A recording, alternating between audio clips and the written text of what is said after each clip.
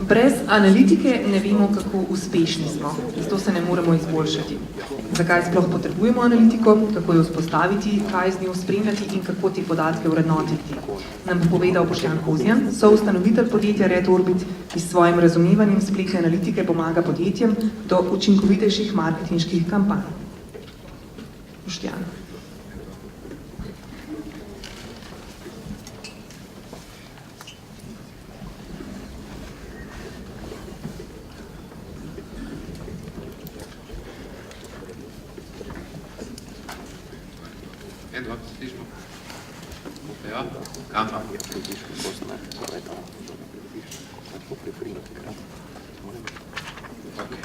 Lep pozdrav še z moje strani. Jaz bom danes v mojem delu prezentacije oziroma v mojem delu predanja govoril na kratko oziroma naredil en overview, kako vrednotiti vsebino in kako meriti uspešnost inbound marketinga.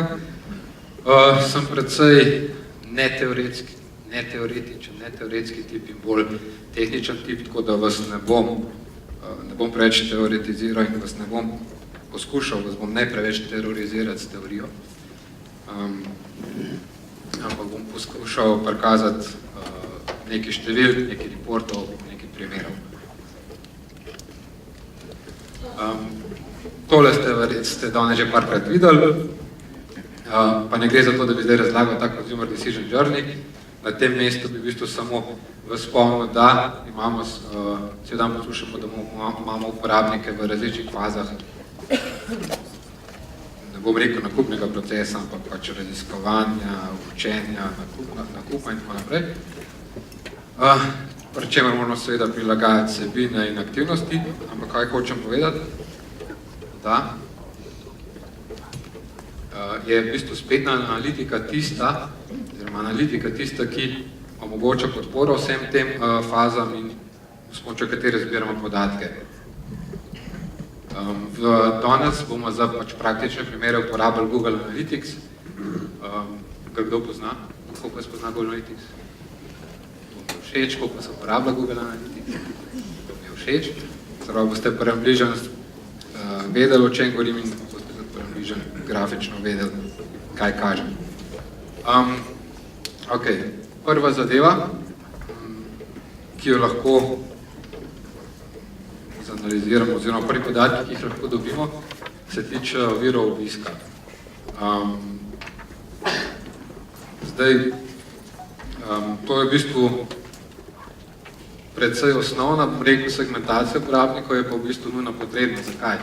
Zato, ker ko imamo narejeno segmentacijo po viru obiska, lahko precej hitro dobimo vsaj nek osnovni občutek, ali določeni kanali delajo, ne delajo, ali preslabo delajo, kje lahko recimo, kje lahko neke stvari optimiziramo, kje se ne splača, vprašati in podobno. Ena stvar, ki jo Google Analytics omogoča, je channel grouping, mogoče kdo pozna. To je v bistvu grupiranje po kanalih, do kakšnega leta pa pol, recimo, ali pa 2 leta pa pol nazaj, smo mogli to v bistvu delati znotraj Analyticsa na roke. Je bila kar kompleksna zadeva. Od takrat naprej pa Google omogoča to segmentacijo na tak način, da v bistvu v nastavitvah Google Analyticsa uporabljamo oziroma nastavimo to grupiranje teh kanalov, pri čemer v osnovi ponuja Google neko defaultno, privzeto nastavitev, to vidimo na levi strani. Torej, tukaj so zaobjeti nekako vsi kanali oziroma vsi viri obiska. Na desni strani pa vidimo primer prilagojenih nastavitev, pri čemer lahko opazite, da smo recimo razdelili organski obisk na brendiran, nebrendiran obisk, plačljiv obisk na brendiran, nebrendiran obisk, pa poigrali smo se še, pa smo razdelili e-mail obisk na masovni e-mail in transactional emailing. Zakaj je to fino? Recimo transactional emailing vemo, da je stvar lead nurturinga v bistvu. In se pravi, lahko imamo tudi tak segment znotraj analitike. Zdaj pa ena zadeva. če se gremo inbound marketing, vemo, da lahko v grobem pričakujemo obisk iz par kanalov, kot so iskalniki, družabna omrežja, e-mailing, pa v bistvu druge strani oziroma refererje. Zdaj, browser zelo hiter ve, oziroma zna poslati podatke analitik, če je prišel uporabnik iz druge spletne strani, če je prišel prek socialnih omrežij, če je prišel preko iskalnikov, ne ve pa, če da je user prišel prek e-maila. Ima da mogoče kakšno idejo, kako se to danes rešuje, oziroma kako mi povemo Analyticsu, da je prišel uporabnik preko e-maila. Se malo motiviram. Dolgo, kje se slišal? UTM-ji, super, izvoli. UTM-ji, UTM-ji so v bistvu, zakaj gre?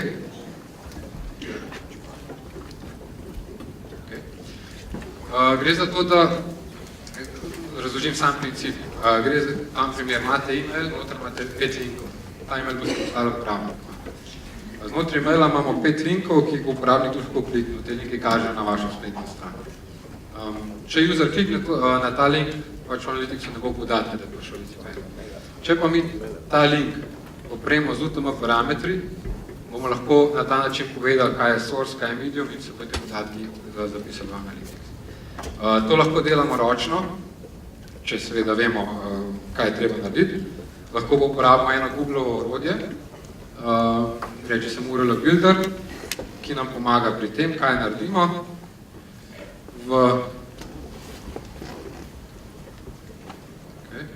Se pravi, izpolnimo v bistvu ta obrazec oziroma to formo, kjer damo par parametrov, se pravi, osnovni link, te UTM parametre vpišemo in Google nam sproducira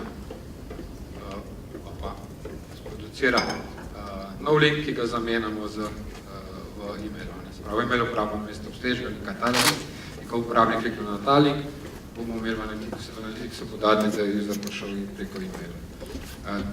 Ta logika se pa ne uporablja samo za mail, ampak se lahko uporablja tudi za v bistvu vse kampanje, kjerokoli oglaševanje, ki pač ne poteka recimo znotraj Google AdWords omrežja, ker ta ena stvar avtomatično in te podatke dobimo v Analytics, pa v kakšnih kampanjah, recimo display oglaševanja, no pa take stvari tudi pomagajo.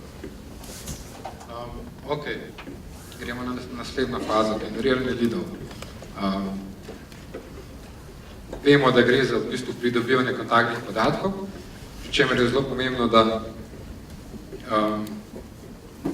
uporabljamo prave triggerje, da nam uporabniki seveda podatke pustijo. Jaz na tem mestu ne bom preveč teoretiziral, kar ste že marsikaj slišali. Bi pa mogoče pozoril na to, da nam je v končni fazi pomembna konverzija vizitorja v lead. To v bistvu od posameznih fazi CD-ja, ne splošno. In tudi v končni fazi nas zanima cost per lead, to je tudi Darko že govoril, pri čemer nas seveda ne zanima splošen cost per lead, ampak glede na posamezne segmente. Zakaj? Zato, da vemo, kaj se v posamezne segmente dogaja in ga znamo optimizirati in izboljšati. Nekaj akcij, ki jih lahko merimo v tej fazi, oziroma pri generiranju leadov, se pravi, merimo akcije, pri katerih uporabnik pusti nekaj kontaktnih podatek. To so recimo takrat, ko komentira na blogu, nam lahko pusti e-mail, ko se parja na novice, nam lahko pusti e-mail, ko se registrira, nam pusti e-mail, telefonsko številko, ko da povpraševanje, nam lahko pusti recimo telefonsko številko. Pa še ena dosti pogosta akcija je recimo, da ob downloadu dokumentov zahtevamo nek e-mail podatek. Kakšne podatke potem dobimo? Primer. Zdaj na zgornja tabela vidimo segmentacijo po virih obiska, potem imamo, na levi strani so kanali, potem imamo posamezne stolpce, kjer vsak stolpec pomeni akcijo, ki uporabnik izvedel. Ali je dodal komentar na blogu, ali se prijavil na e-novice, ali je poslal vpraševanje. Se pravi, vidimo dobesedno, kjer kanal prinese številčno največ konverzij. V spodnjem delu je podobna tabela, se pravi spet segmentacija po kanalih, pri čemer pa so pa v desnih stolpcih, ki so številke, ampak gre za stopno konverzije. In na ta način tudi vidimo, kjer kanal bolj konvertira, kjer kanal bolj konvertira. Vedno gre pa za pridobivanje leadov.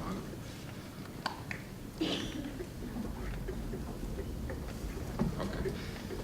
Če pogledamo lead nurturing, to je v bistvu, smo rekli, da je to proces negovanja, spoznavanja uporabnika z našimi storitvami, izobraževanja, pač nagovora, takega in drugačnega, in končni cilj je spremeniti uporabnika oziroma lead v nek kvalificiran lead ali pa v kupca.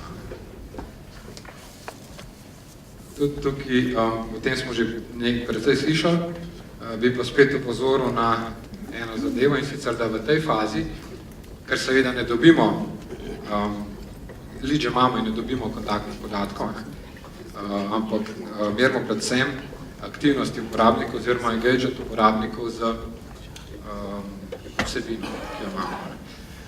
In v končni fazi nas seveda zanima konverzija tega leada v stranko oziroma lead do sale. Zdaj, same metrike, kaj se da tukaj meriti, spet mogoče glede na različne kanale, različne zadeve, ampak tukaj na tem mestu bi mogoče upozoril, da se največ lahko igramo pri dobivanju statistik ali pa podatkov, če imamo na lastni vsebini, naprimer na blogu, čem se lahko igramo s podatki, kot je to, kolikor je bila vsebina prebrana, da kot uporabniki preberijo vsebino, torej smo slišali lep primer, da lahko tukaj ne merimo samo se pravi prikaza vsebine oziroma loadanje strani, ampak dobesedno rečemo, da je vsebina prebrana takrat, ko uporabnik pride do konca vsebine resnično prebere. Kolikrat je bila vsebina šerana, tvitana in podobno zadeva. Spet nekaj primerov.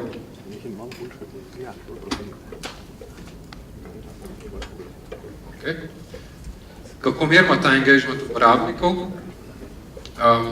Zdaj zgoraj je tabela, kjer vidite podobno kot prej segmentacijo po virih obiska. Hkrati imamo pa zdaj akcije, ki niso povezane z lead generation, ampak imamo lead nurturing, oziroma gledamo engagement uporabnikov z vsebino. Se pravi, kolikrat so sharali vsebino, kolikrat so prebrali recimo članek, oziroma blog post, kolikrat so kliknili nek email link, kolikrat so v končni fazi izvedeli nakup. Zdaj,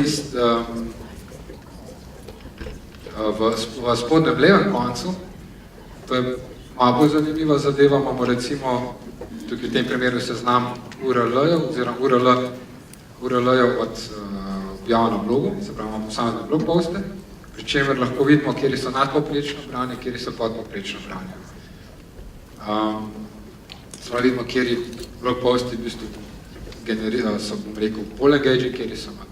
Spodaj desno vidimo pa še en primer, kjer pa ki je rešen s pomočjo Analytics eventov, kjer lahko vidimo za posamezen blog post prav to, koliko se je uporabnik umikal po tem blog postu. Se pravi,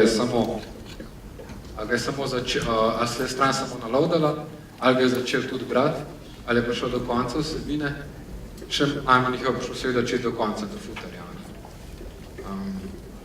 Se pravi, vsi te podatki so v bistvu pomembni za optimizacijo vsebine.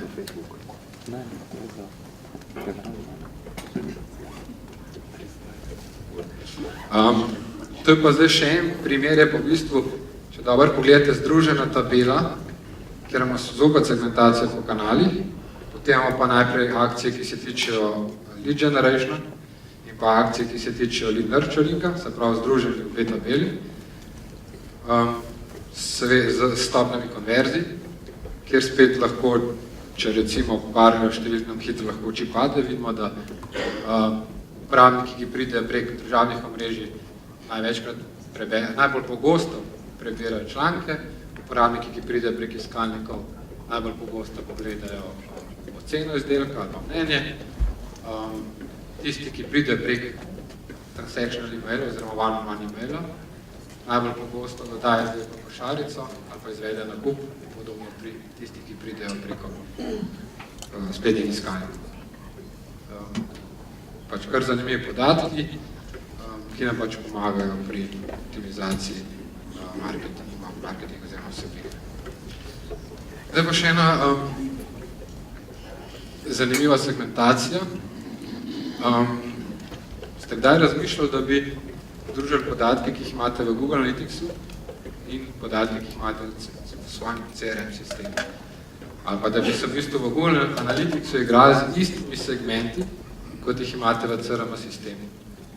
To v bistvu do relativno pred kratkim ni bilo mogoče. Zdaj pa Google Analytics zdaj pa to mogoče in to kako. Prva zadeva je dokaj trivialna, je ta, da svojo Analytics kodo na strani popravite oziroma nadgradite v Universal Analytics kodo. To sem tisti code snippet se malo zamenja. Potem morate pa uporabljati user ID feature. Pa to mogoče ve, kaj to je. Ne vem, da veš. Imamo došalce. Smo že dosti. Ok, bom razložil na primeru, pa bo najbolj jasno. Predstavljamo si, da imamo v CRM bazi enega Janeza, enega uporabnika, ki ima user ID 123, pa spada v skupino uporabnikov, ki niso še nič kupili pri nas, brez nakupa. Ko ta uporabnik pride na našo spletno stran, se prijavi z e-mailom, ta e-mail se pošle v CRM, CRM nam na podlagi tega e-maila vrne v bistvu pripadajoč user ID, v našem primeru 123, in ta podatek se pošle v Google Analytics. Kaj s tem dobimo? S tem dobimo to, da Google Analytics od zdaj naprej, karkoli se dogaja na spletni strani, ve, da mora vse te podatke, to statistiko pripisati uporabniku z user ID 123. Potem pa tukaj še ena fajn zadeva, je pa to, da se lahko tudi ta podatek, kjer v skupino ali pa uporabnikov spada ta uporabnik, oziroma kjer tip uporabnika je, se lahko tudi zraven pošle v Google Analytics. Kaj s tem dobimo? Dobimo drugačno segmentacijo. Sicer lahko vidimo, da dobimo segmentacijo po tipu uporabnika, se pravi nekdo, ki še ni nič kupil, nekdo, ki je enkrat kupil, ki pri nas izvedel prvi nakup, ki včasno kupuje in ki konstantno kupuje.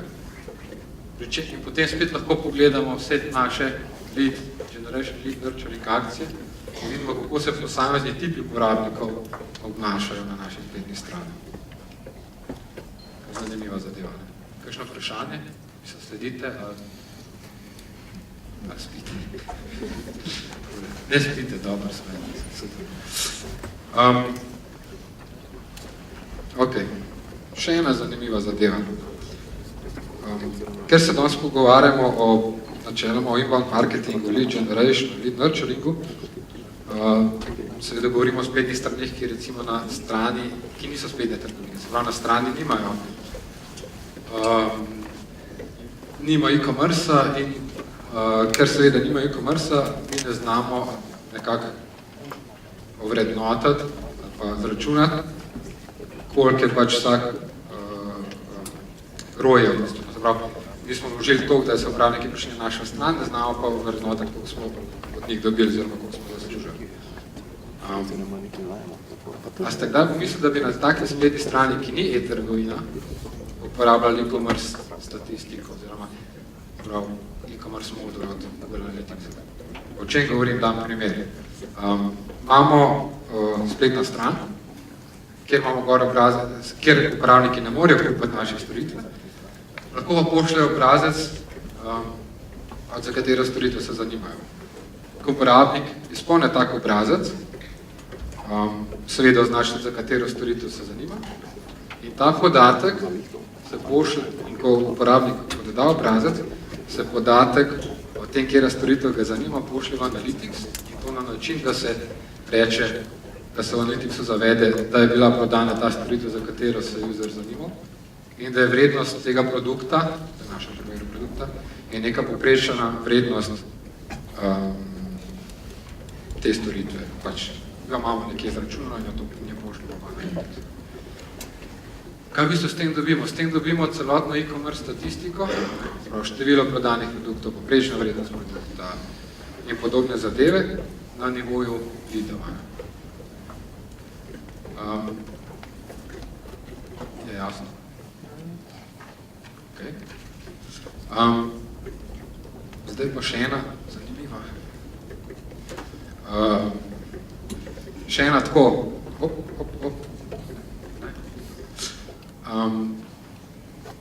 čist ena tak zanimiv način vrednotanja vsebine, ki mogoče tako odstopa čist out of the box, izstopa iz nekih uveljavljenih kalupov. Kdo mogoče ve, kaj je enhanced e-commerce? Nekdo, ki ni v prvi vrsti. Ok. Please.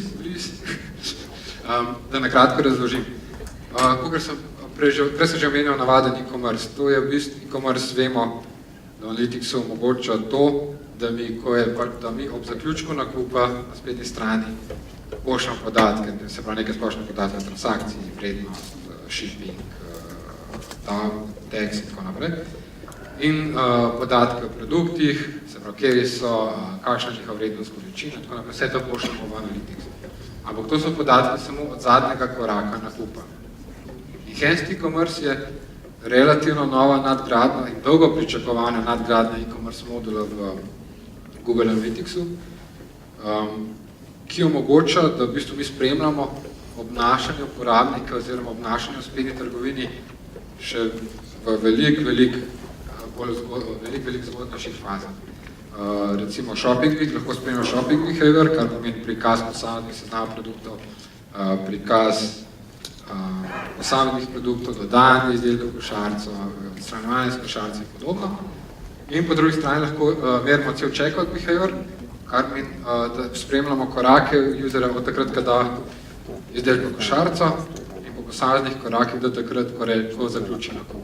Pri čemer je, vsaj meni osebno, mi je najbolj zanimivo to, da lahko te korake vmesne sami določimo in nastavimo v Google Analyticsu.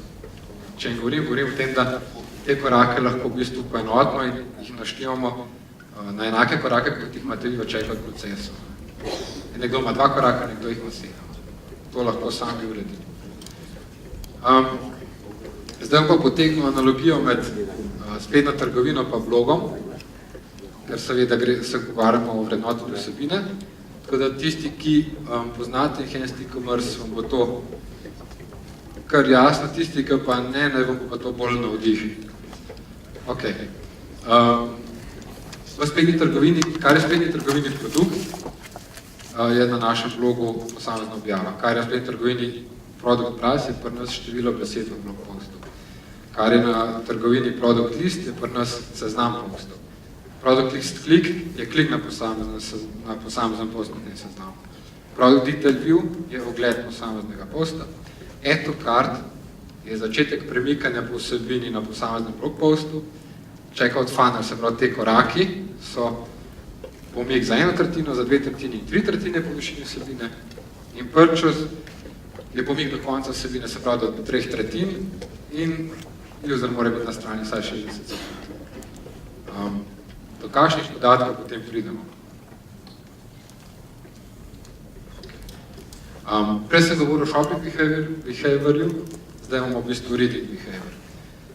Vidimo podatke, oziroma cel funnel, se pravi, bilo je v našem primeru 7000 sej vseh skupaj, od tega jih je 6300 bilo sej, kjer so uporabniki pogledali produkt, v našem primeru seveda blog post, še malo manj jih je blog post začel brati in tako naprej, 2000 userov je blog post prebrali. Super. Potem nimamo zdaj checkout behavior, se pravi po tistih korakih, ampak imamo content engagement. Se pravi, 4700 se je bilo takih, kjer se je blog post prebral do 1/3 in tako naprej. 2000 post je bilo prebrani do konca. To je verjetno približno jasno. Ampak kaj pa zdaj lepota? Je pa to, da v bistvu dobimo performance teh blog postov, kaj zdaj vidimo tukaj. Na levi strani vidimo fotografa in blog poste in na desni strani vse v bistvu e-commerce metrike za posamezen blog posta. Ker Google Analytics zdaj to tretira kot produkt. še naslednja tabela, imamo pa v bistvu na levi strani sezname produktov, na desni strani pa spet neko e-commerce statistiko. Kaj v bistvu s tem dobimo? S tem smo v bistvu finančno vrednotili vsebino in znamo izračunati posledično ROI, POKO in tako naprej. Zdaj pa iščem Tila, škoda. Pa sem rekel, da ker sem za njim, sem izkoristil priložnost, da imam večji font v prezentaciji. Daj, no. Tega, ne? Prosim, da mi poveste, da sem imel večji font. To je pa to, no. Hvala lepa. Vprašanje za Boštjana.